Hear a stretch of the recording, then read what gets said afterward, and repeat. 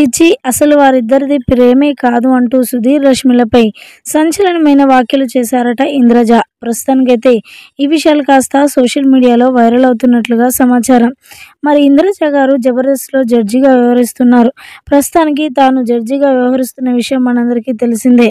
అయితే సుధీర్ రష్మిలతో చాలా క్లోజ్గా ఉంటారు ఇంద్రజ గారు.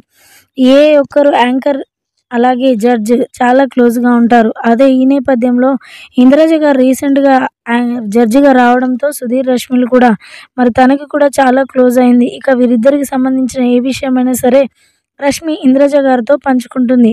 అలా కోపతాపాలు కూడా పంచుకోవడం జరిగింది. ఈ నేపథ్యంలో మరి ఇంద్రజ గారు కూడా మాట్లాడుకొస్తూ మరి వారిద్దరి మధ్య ప్రేమ ఉంది అని నాకైతే ఎప్పుడూ అనిపించదు.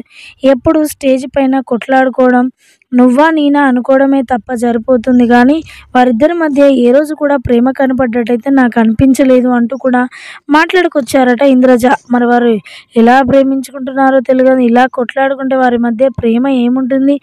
ఛీ! అది ప్రేమే కాదు అంటూ కూడా వారిద్దరి మధ్య ఎలాంటి ప్రేమలు లెవ్వు అంటూ కూడా సంచలనమైన వ్యాఖ్యలు చేశారట జబర్దస్త్ జడ్జ్ ఇంద్రజ.